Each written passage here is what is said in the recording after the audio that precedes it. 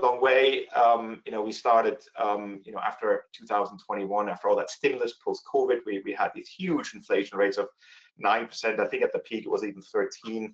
Then the Fed and central banks around the world started raising interest rates aggressively, and that brought inflation down. But we haven't got rid of it yet. And the inflation target for the Fed is usually around 2%. We're at 3%. Just a bit stubborn, and of course what we don't know are the effects of all these tariffs and geopolitical events that are driving trade policy decisions and economic indicators. So let's see what happens, but certainly any reading above 3 wouldn't be good, because we really want this to go to 2. Growth's been good, and this has sort of been the problem for the Fed. They're trying to slow down the economy, but just won't come down. So in that regard, it's kind of a Goldilocks scenario right now, because inflation isn't running away, growth is still there, the economy is growing. Happy days, but like I said, we'll see what happens to this now post all the realignment of the global trade community with tariffs and realignments of agreements, etc. But so far so good in the US. Very different, of course, in Europe. I'll have a look at the UK in a second, but the US seems to be in a Goldilocks scenario right now. I think growth has been running around 3%, 3.9% annualized, which is of course fantastic. So this is the tonic, so to speak, that's been driving these markets higher. After raising interest rates, we're now trying to lower interest rates. And what this graph here shows you is the implied probability of interest rate cuts. We always look at this, so don't be afraid by all these numbers. That's why I put these little circles in there. And I've looked at it from quarter to quarter. So on the left-hand side is last quarter's reading that we showed in this webinar, and on the right-hand side is the current one. And what you can see here is just based upon where 2 and 3 and 4 and 5 year treasury bonds are trading, and what that implies in terms of where interest will have to go to then come to these yield levels. And the thing I want to point out is that, of course, in the last quarter, interest rates were at 4.5%. Then the Fed cut now, so the prime rate in the US right now 4.25. But we have added another rate cut. So whereas we were sort of looking at a terminal rate of 3.4 for this is in June, for June next year, now it's 3.2. So that's great. So high growth, inflation under control, and more rate cuts, and that of course is what's driven equity markets higher. The UK looks a bit different. So here, let's start again with inflation. In the US, like I said, or like I just showed, we had inflation rate of around 2.9. Last quarter in the UK was 3.4, and now it's 3.8. The UK has the highest inflation rate amongst the G7.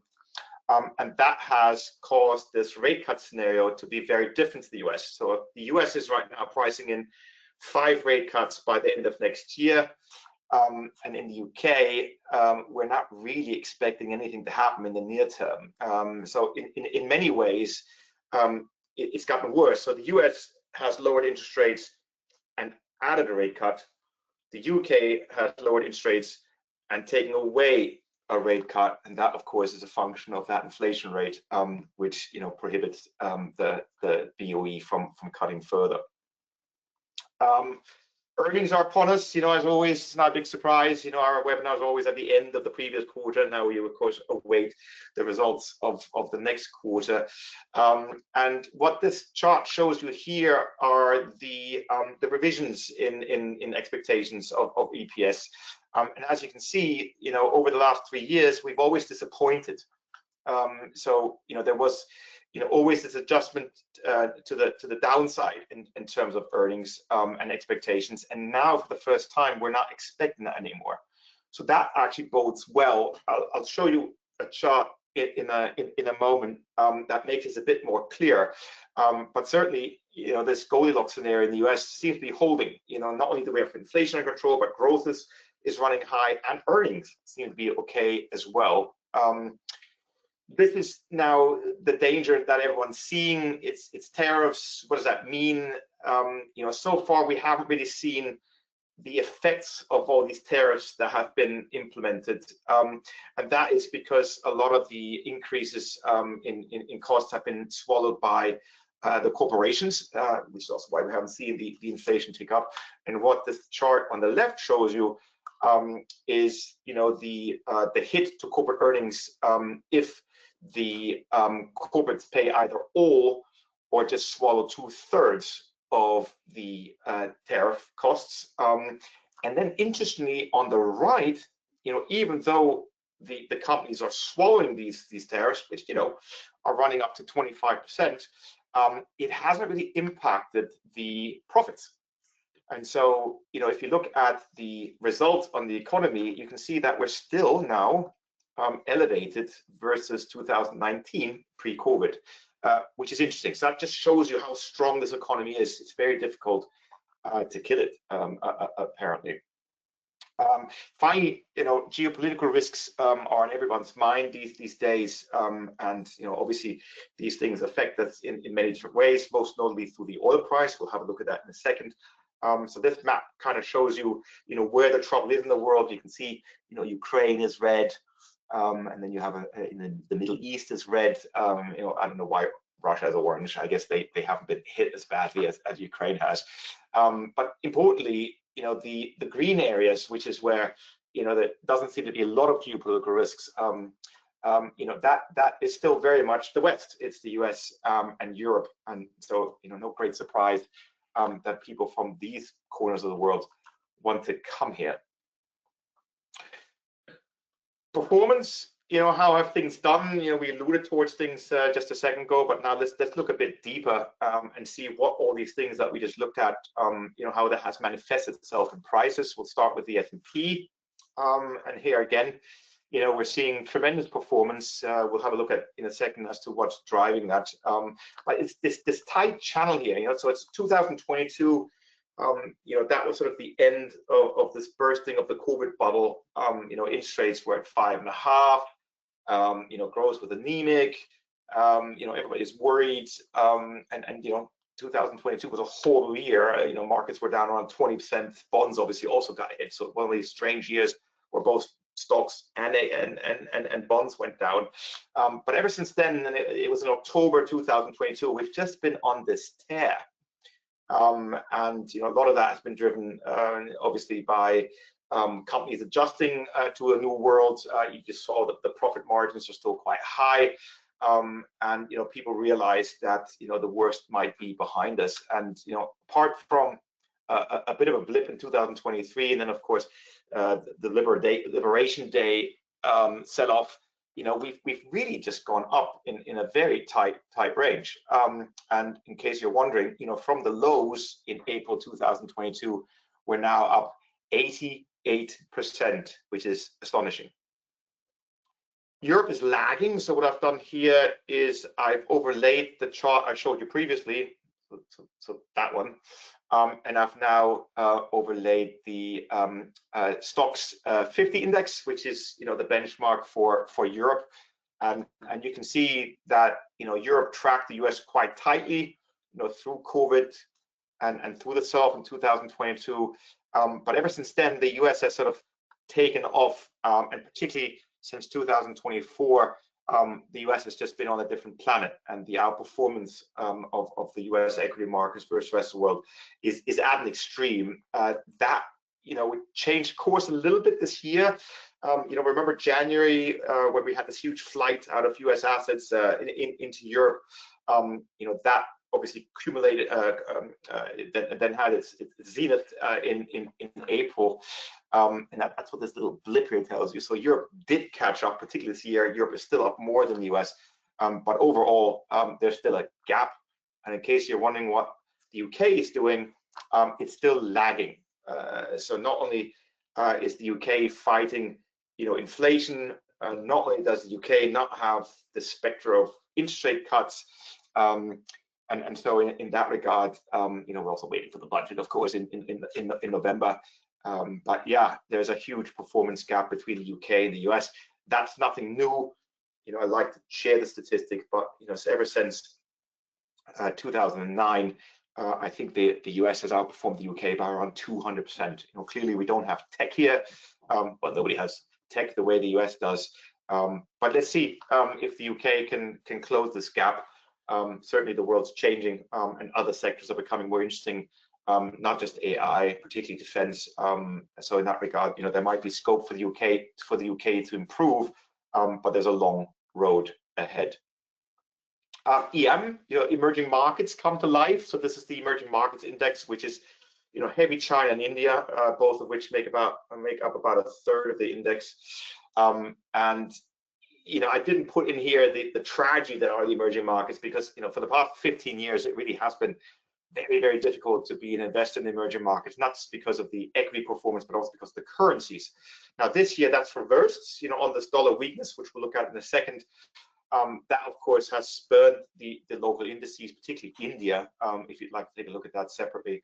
So this year emerging markets are up 30%. A lot of that is, like I said, driven by the currency. But China had this big stimulus package last year, which seems to have provided a foothold for the markets to go higher. And of course, India has just been on a tear. I always joke that India never goes down. So these two markets have really driven the emerging markets performance, and so far so good. Let's see if that gap again can be closed. We'll have to wait and see on that. So here is the dollar. This is the DXY index. So this is a combination of the euro, the yen, the pound, the Norwegian krona, the Swissy. Half of it is the euro, of course, but this is the US dollar against all these different pairs, all these different currencies. And ever since January, the dollar against this basket of currencies is down 10%. Now, why does this matter? Particularly for us Europeans, is because we invest in the US. And if the dollar goes down, that hurts our investments in the US. So, for a typical investor, and particularly if you take the FTSE All World Index I showed you earlier on, 70% of that index is made up by, or 65% of that index is made up by US companies and dollar. So if you've now lost 10% on 65%, your underperformance is 6.5% against a basket of local stocks. So something to bear in mind. Obviously, what's driving the US dollar weakness is this whole notion of the realignment of the global trade economy. The US administration probably wants a weaker dollar so they can export more and help narrow this trade deficit. On the other hand, a weak currency does import inflation. So some economists are really worried about that. As far as I'm concerned, I just don't like these big moves in currencies. Normally currencies don't move around a lot, which is a good thing, because of course, companies that are exporting and the currency moves by a lot will then have to adjust their pricing quite a bit. So all these margins are coming into play, and it makes for a difficult environment. Where is it going to go from here? Difficult to say. Traditionally the US dollar has always been a safe haven. So in times of trouble, people buy the dollar. That hasn't been the case this year. So we tend to see the dollar strengthening when the rest of the world is doing well. For all intents and purposes, around 100 is not a bad level historically, but certainly what people are afraid of, that this weakening will continue. And as an investor, one has to be careful in terms of how to hedge that currency exposure. On the other hand, of course, it could also revert. So we'll have to wait and see. But like I said, it's been a big move, and one that could continue. So this is the MOVE index. So what this measures is basically the risk in the bond markets, the treasury markets. And I don't look at this very often, but I always like charts when they're sort of at multi-year highs or lows. And it is interesting now, with all this uncertainty around the global economy and around interest rates and inflation, is that the bond markets don't really seem to be that worried. So this level now here, and ignore kind of what this level means. High is bad, low is good, and we're now at the lowest level of risk or concerns in the bond market since 2021. So before all this inflation started, that's kind of where we are right now. So the bond markets are telling you that the worst is over, which I think is quite interesting. Here's the 2-year Treasury yields. Like I said, is pricing in right now these 5 rate cuts, you can clearly see how this works now. So the 2-year yield right now is at 3.59. Currently, US rates are 4.25, and that tells you, that we're implying right now these 5 rate cuts, and it's been coming a lot lower. We started at 5, we're now at 3.5. If you were to believe the US Treasury Secretary, this could hit the 3. Certainly, Trump wants lower interest rates, so I wouldn't bet against this. But it's fascinating because in Europe we certainly have a very different view. Whether or not that has to do with the independence of central banks is another discussion. But certainly, these levels are a lot more conducive to the risk markets being in a happy place. I guess oil is in a good place. I didn't plan this. So, obviously, if you're an oil producing country, this isn't a good chart because you want this to be as high as possible. And given all the geopolitical uncertainty that we alluded towards earlier on, it is quite surprising that oil is here. Now, in one regard, this sort of reflects that the global economy is slowing, which it certainly is. The IMF predicts that global growth next year is going to decline by almost 1% from where expectations were just a few months ago. And so in that regard, fine. We have a slowing global economy, outside of the US, of course. But there is still a lot going on out there. We're certainly still very much in the middle of the war in Ukraine. The Middle East right now, there's hope of peace, but certainly the Straits of Hormuz is still under attack from rocket fire, and ships are going around that. So I wouldn't necessarily say that the world's in a great place, but certainly oil for us is good. Remember, oil is used in 40% of all input prices for manufactured goods. So this has a huge bearing on inflation, and oil price being low bodes well, hence the good place. This is gold, and it's just gone exponential. You have to be careful when you do these presentations. I did this yesterday morning when oil was still below 4,000. Now, of course, it's gone above that huge level of 4,000. It's up 51% this year, and it's almost doubled in the last 18 months, ever since we had these lows in March of 2023. Well, there's 2 ways to look at gold. Number one, of course, it's being hoarded by central banks. So central bank buying, we'll look at a chart later on, that has really increased over the last couple of years. The other thing people are worried about is the dollar. The dollar is using its reserve currency status, so you buy gold.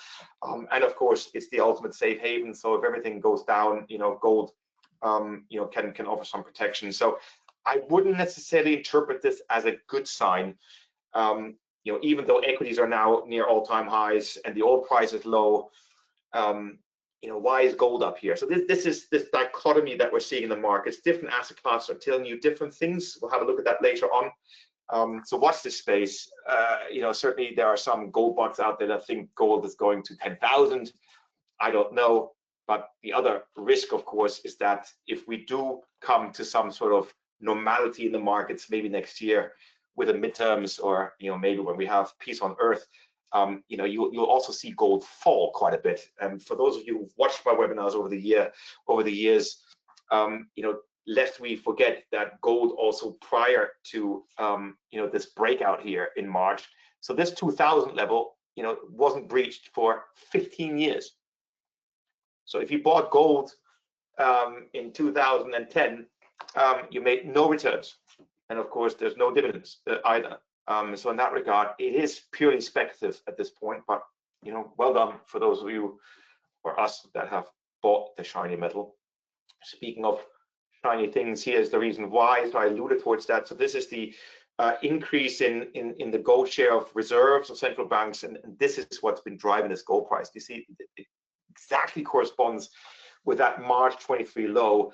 So this is central bank buying around the world, on top of the speculation of individual investors, and that of course could continue. So in other words, rather than holding US dollars as reserves, central banks around the world are now increasingly looking at gold, maybe even Bitcoin, which is the digital gold. There seems to be no stopping digital gold either.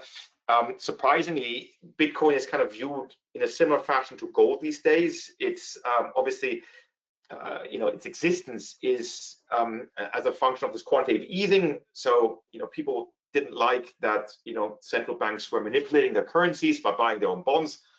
Can't deny that isn't a great thing. So Bitcoin was created as a decentralized store of value. I still don't think that Bitcoin is going to be a currency where we buy cars or a loaf of bread, but as a store of value like gold, it certainly found its place. This again is a regression around the trend. So going back to 2022, Bitcoin is now up by a factor of 6. Bit more volatile than the equity markets, clearly, and unless we forget that if you do hold Bitcoin, you do have to take into consideration that the price could fall quite dramatically, but the trend's your friend, and it's certainly been on fire. So we've looked at the market drivers. Just in summary, inflation not great but under control, growth is fine, earnings are fine. Oil is down, which is great. The currency is a bit weird. The bonds don't seem to be worried, and we have gold and Bitcoin going through the tear. So what does this mean? Where are things going to go?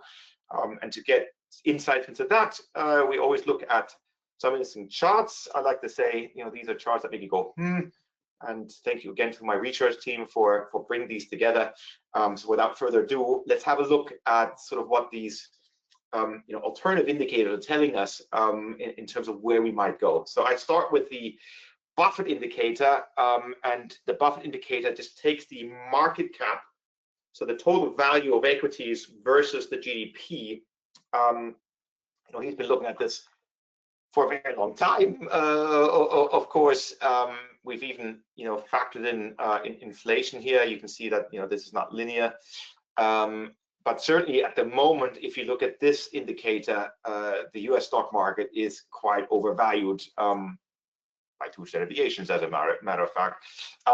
The only thing that would make me believe that I shouldn't put too much credence to this is that we've been here before, notably before we had a crash, but that's a different discussion. But we've been here before. We've come down. We're up here again. There seems to be no stopping the US equity markets. So if you believe that Buffett is someone who calls it right, then this should worry you. This is another way of looking at valuations. It looks at PE ratios. So what we've done here is we've looked at the S&P 500.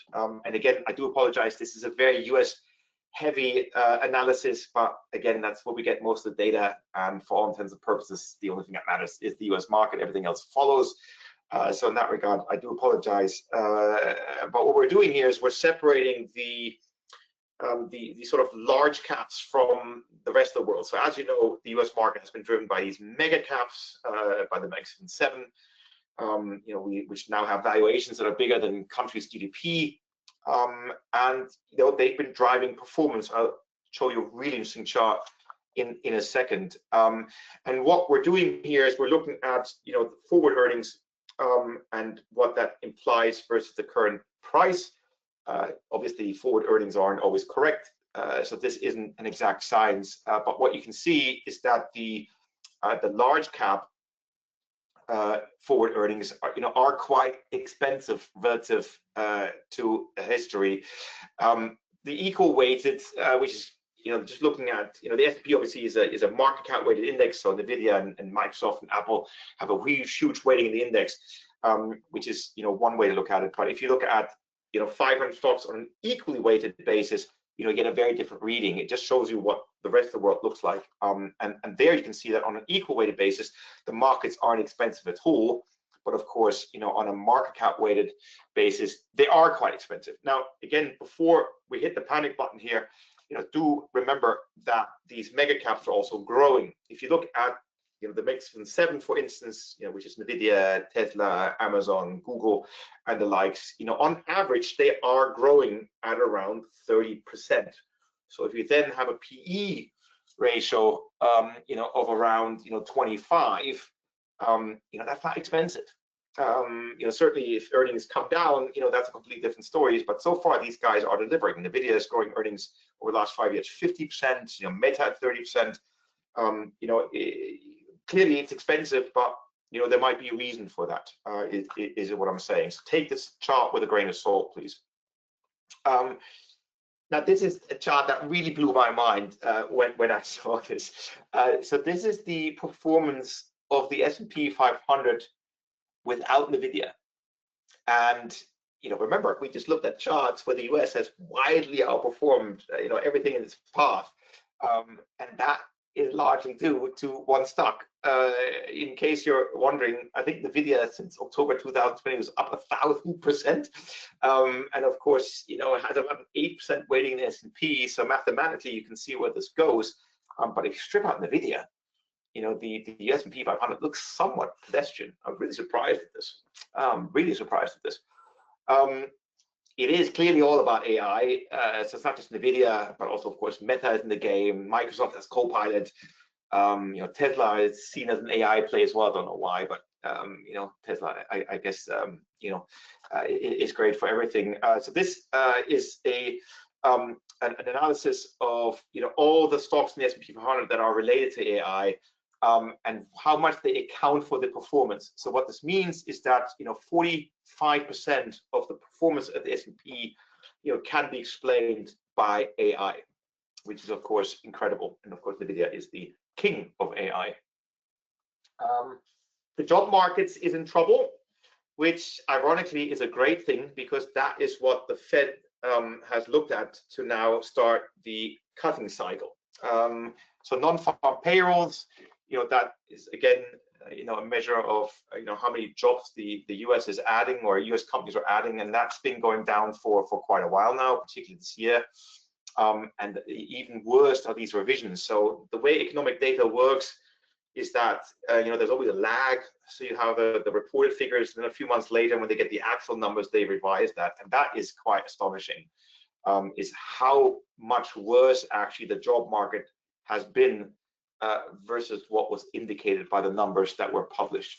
Now, again, this isn't a bad thing. I mean, obviously, for the people that are losing their jobs or can't find jobs, it's horrible. But for us in the equity markets that live and breathe by rate cuts, this is the only thing that's saving us right now. If this weren't the case, interest rates wouldn't be coming down. So you can interpret that as you wish, but in a strange way, we kind of want this to worsen. The outlook isn't much better. By the way, these charts here come courtesy of Thorsten Slot at Apollo, who's one of my favorite economists. He's also published a set of charts that you can use in the absence of data coming out of the US. So as you might recall, Trump didn't like the numbers that were reported some while ago. So he's now taking measures to suppress these numbers from coming out. So at the moment, we're just not getting economic data in the US, which is very strange, of course, but thankfully the markets are a lot cleverer than that. And Apollo, the economists at Apollo, have looked at sort of alternative data to ascertain where we are right now. You'll see more graphs from these guys, and I encourage you to sign up to their newsletter. It comes out daily, it's free. It's really fantastic. So this is the job expectations of people that were to lose their jobs right now, and their confidence in finding a job within the next 3 months. And this has just plummeted off a cliff. And the only precedent we have for this is when COVID occurred. So this again isn't great, but in a strange way, I guess it's good. This is not good. So these are the inflation expectations, particularly over the long term, and this isn't a good reading. So again, we haven't seen the effects of tariffs and the reordering of the global economy that the US has started manifest itself yet in inflation. Part of the reason is that the corporations have eaten these tariffs, and part of it is also that people have sold inventory from before they had to pay tariffs on imports. But of course, the market's clever in that. We can see through that. And if you then interpolate, the effects of these tariffs if corporations don't continue to swallow these, that then brings you to this chart. And the scary thing is, this is now the highest level we've had in 25 years. Not good. Let's see how that develops. I told you there's a lot of charts from Apollo here today. This is consumer confidence. Again, not a good chart because at the moment, people or the consumer anyway is not very bullish. And I've put this little line in here just to see, when we're past instances of when consumer sentiment was negative.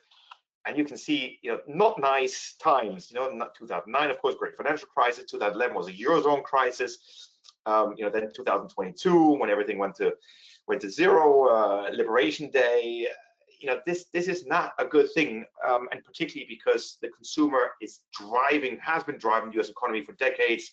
The consumption makes up a large part of the GDP. So if the U.S. consumer stops spending, then the U.S. economy is in trouble, and de facto the rest of the world's in trouble. So this is also not a great chart.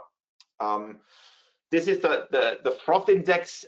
This again is not a great chart. So what this measures is the stocks that have the highest short interest. So these are not good companies. So this is people these are companies that have bad earnings or they expect to go bankrupt, and then of course you have these hedge funds that come in, or these traders that then short these stocks because they expect these things to go lower because the companies aren't doing well. Now, this is up.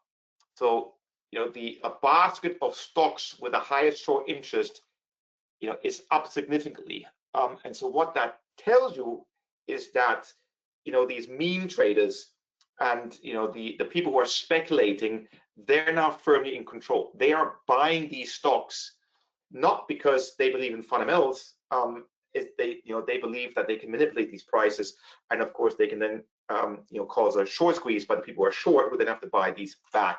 So this is usually an indication of bad things to come. And again, you can see historically, when these things go up, remember this is COVID, and then we had all this stimulus.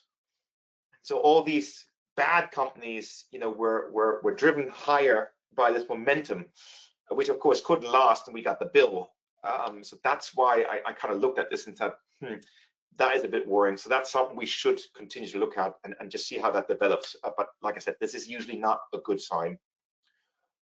Cash levels are also low. So again, if you're an investor and you're holding cash, it's not because you think that you're getting great rates. It's because you have lost confidence that the equity markets will continue to go higher. So again, if you look at past instances where cash levels were high, that corresponds to every crisis that we ever had. But on the other hand, when cash levels are low, it used to also be a precursor of things to come. So at the moment, people are very much invested. They don't have a lot of cash, which also means that they don't have a lot of buying power to then buy more. So who's going to come in and buy more?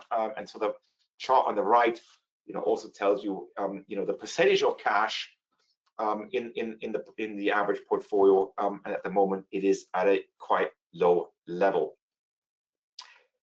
Sentiment, finally, it's been worse. I think the webinar we had last time, we were kind of here, extreme greed, that was, this summer rally that we had. So we've come back quite a way, and that is in spite of the equity markets being at the all-time high. So you rarely see that. Now, again, this is kind of a reverse indicator. When people are very greedy, that means that you don't have a lot of additional buyers to then drive the markets higher.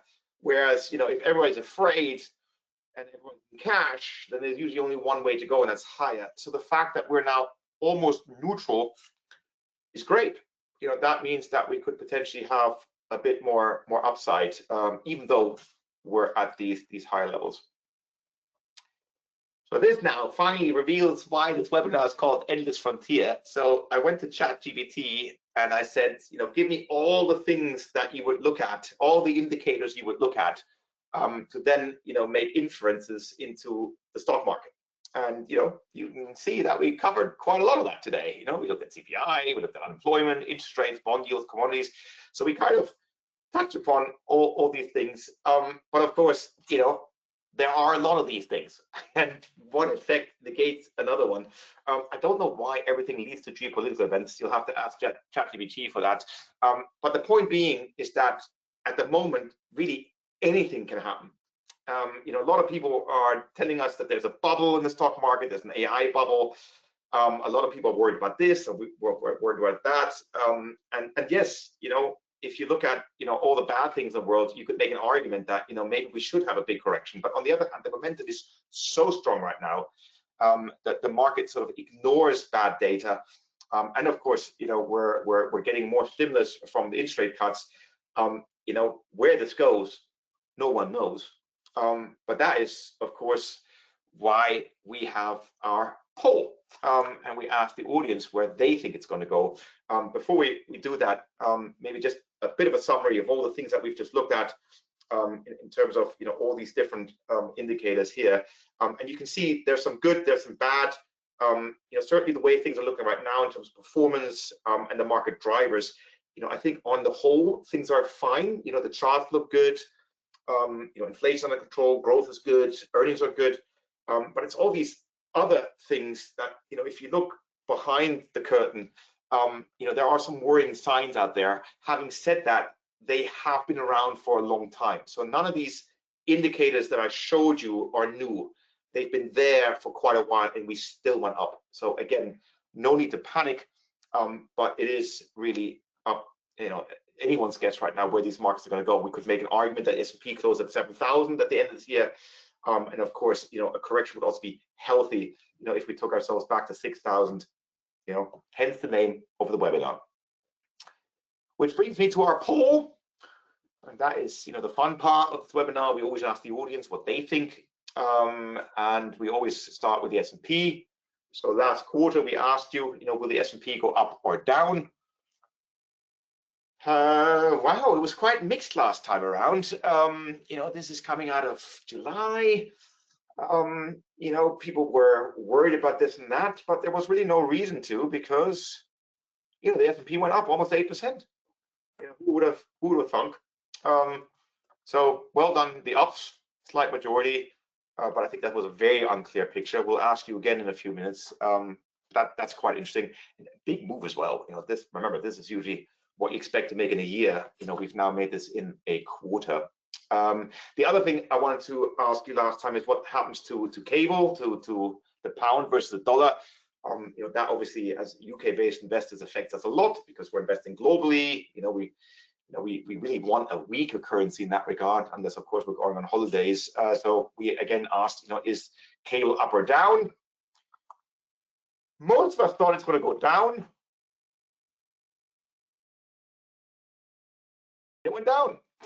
Okay, we don't have the numbers here, Christina, but okay, I guess we were right. That's marginal, though, I think. So that, I think it's really marginal where we were here, because certainly the pound right now, 134, isn't down a lot. I think we did scratch at 135, 136, but there you go. And then finally, as a bit of humor, I asked whether or not Alcaraz or Sinner would win the US Open. Sorry, that's missing in the headline here. So remember, Alcaraz and Sinner have now won, every Grand Slam for the last 2 years. So it really only comes down to these two guys. I didn't even ask if somebody else would win it, so it was quite clear who would win it.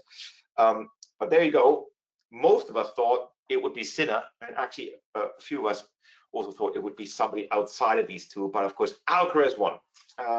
Happy days. It was a great final, in case you missed it. And we're already looking forward to the Australian Open. That brings us to our new poll. We always start with the S&P, but I promise you I have more interesting things to look at in a second. Particularly the last one, you'll have a chuckle of it. So if you could now please tell us, do you think the S&P is going to go up or down this quarter? Christina, if you could do your magic, that would be great. If you just click that button on the top, at the bottom of your screen, that'd be great.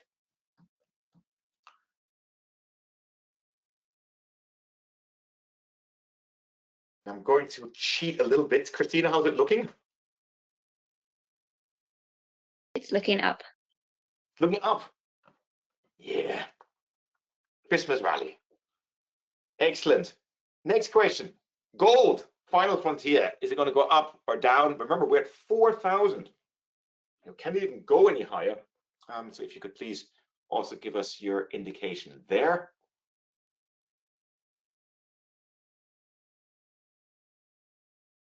What do you think, Hannah? It's looking up. Interesting. Bullish, bullish, bullish. And then finally, the most important question of the day. Will Liverpool be top of the table in January? The only club that matters. Although I think yeah, it could be someone else this year. Arsenal looking very, very strong indeed, I have to say. I hope you don't make this a personal vote. Hannah, how are we doing? Do people think that Liverpool will do it? It's looking no. Yeah, they did lose 3 in a row. Wow. Fantastic. Before we get into the Q&A, just a reminder of stay in touch. We love to hear from you. So, we publish these weekly insights, which I hope you're subscribing to. We pick up the big story from the week before. We put 250 single words around it. We publish a monthly newsletter now, again, where we sort of pick up the main market events over the month. And then we also, of course, have these quarterly webinars. And without further ado, let's bring up the questions. Okay. Yep. So our first question, what do you think has more room to run, gold or Bitcoin? I mean, obviously, with the more volatile, the riskier of the two is Bitcoin. So higher risk, higher rewards. You would expect Bitcoin to have a bigger run, but certainly I wouldn't rule out gold for anything right now. There's talk of gold going to 10,000. There's also talk of Bitcoin to 1 million. I kind of think you probably should have both in your portfolio.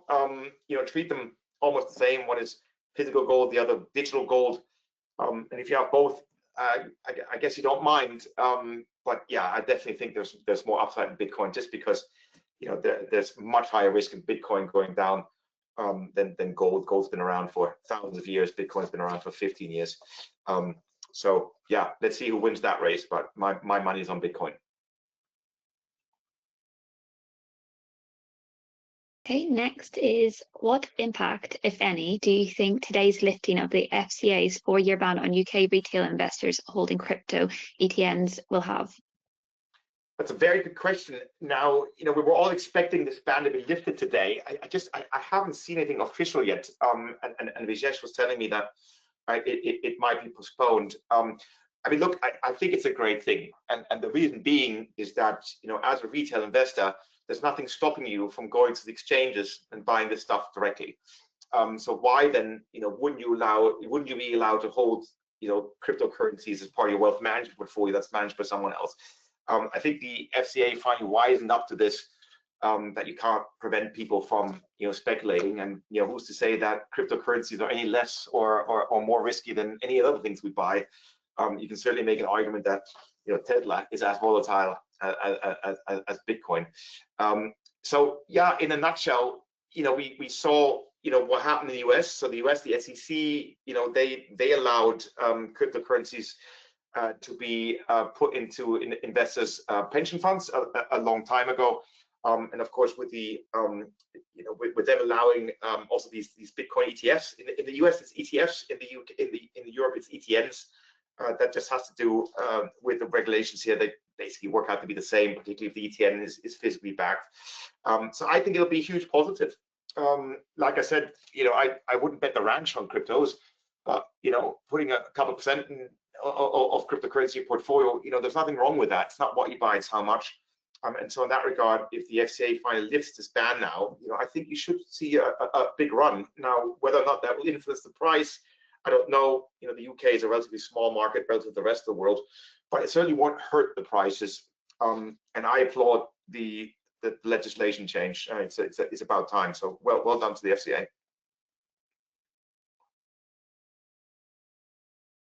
Okay, next is, will AI deliver following the massive investments, and what happens if it doesn't? Yeah, that's a good question. For those of us who are around with the internet bubble, if you just put the word internet into your marketing materials, people just flock to it and throw money at you. It seems to be the same way with AI right now. These startups are attracting billion-dollar funding and they don't really have a concept of what's going on. Having said that, the investment into AI by the Max 7 in the US now accounts for, ready for this, 1% of GDP in the US. So Microsoft, Meta, Nvidia, they've invested so much money that has caused GDP to go up by 1%. It's just incredible, the amounts of money that are being thrown around here. Now, obviously, for those of us who use ChatGPT for sort of our daily things, I use it more than Google now, believe it or not, just because the summaries are better. There's all this talk about AI replacing jobs, particularly in the legal profession or the administrative profession. So these potential productivity gains are massive. Just imagine a world without email right now or the internet. I'm old enough to remember this. My first job, I had a PC that wasn't connected to the internet, and we used faxes. And my kids always ask me how we survived back then. I don't know how we survived, but obviously, where we are now and the way we're using the internet now, it'd be unfeasible to imagine a world without that. So, is AI going to have that same revolutionary impact? It certainly looks that way. For those of you who delve into science fiction, obviously that has a scary component. Think Terminator and Skynet and AI taking over all these military installations. So and also the social issues with people being laid off because the AI is now doing this job. So I don't want to speculate on that. But there's no doubt this is going to make us more productive. And it's not just in our everyday in doing research or in doing presentations, but we built our large part of our website with AI, and you save a lot of money with that. So in that regard, I think AI is real, just like the internet, but it might not be linear. Just like with the internet bubble, we may just have a reckoning where people say, okay, fine, we've now spent trillions of dollars on this, but where is it showing up in corporate earnings yet? And so we could have a reckoning, but looking at sort of 10, 20 years, who knows what we're going to be doing? We might have retina implants that work with AI. It just boggles the mind what's possible. So in that regard, I'm always bullish on technology. And you should have been over the last 50 or 60 years. Technology has brought forward these economies, where now also these stock markets have gone exponential. Now, what happens if it doesn't work? You saw the charts. 45% of the S&P performance is from AI. So if you take that away, you don't want to even think about that. So yeah, I guess I didn't really answer the question. I think the investment in AI is certainly real, and it's not just the investments themselves, but what that does. And so far these investments have been a positive factor for the economy. If it doesn't work, yeah, then we'll need to talk about something else. But I don't see this dying down anytime soon. But certainly, I'm not in the camp that this is a sure thing. Like I said, there could be a correction coming at some point. But long term, I think we're now past the hyperbole. I think AI is real, and every day now that people are getting more used to using ChatGPT or Copilot, they'll find more and more ways to become more productive, and I think that's a wonderful thing. Okay, so last question. Any thoughts on the upcoming UK budget in November? Yeah, I asked the team this morning if they had any hope that it could be better than feared, and no one raised their hands. So all of us right now are really, really pessimistic. It reminds me of last year, where we also expected the worst, and then Rachel just gave us that 4% increase in capital gains taxes. Obviously, we had the ban on private schools and stuff like that, so it wasn't all smooth sailing. But last time around, it wasn't as bad as expected. Now, do I have hope that it's going to be the same way? Of course. They have to cut spending, obviously. So let's see if they can get that through their backbenches. But certainly we can't afford to just pay people to sit at home and do nothing. So they need to tackle that. I remember in Germany. So most of people that look at the German economic miracle in sort of the the late 90s and early noughties, they all think that was Merkel, but it wasn't. It was Schröder, who was an SPD guy, the equivalent of Labour.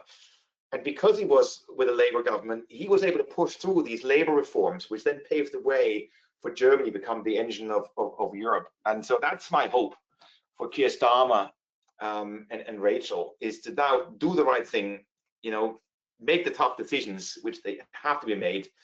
Don't raise taxes, don't kill us, and see whether we can get the country growing again. That's my hope. Will they do that? That's a different discussion. But the fact that she's delayed it until November, normally we have the budget in October. The fact that she delayed it, isn't a great sign. So yeah, like everyone else, I'm sitting here with a bated breath and hope they do the right thing. But you got to prepare for the worst. And I think what the worst would be if they go after our pensions, or God forbid they hike up capital gains to income tax level. But I doubt they're going to do that, because tax receipts actually went down when they raised capital gains taxes. So somebody there with some sort of economic education will hopefully have an impact on them doing the right things. So long answer, short conclusion. Yeah, let's hope for the best. And I guess on that note, let's also hope for the best for the rest of the year. I wish all you investors, the best of luck. Particularly as we head into the Christmas period. October is usually a dangerous month. A lot of crashes happen in October. So once we get through that, we should be in smooth sailing. But thank you very much for attending, for listening.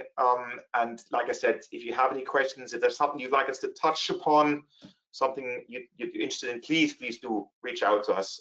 We'd love to hear from you. Thank you very much. Have a great rest of the week, and I'll see you in the next webinar.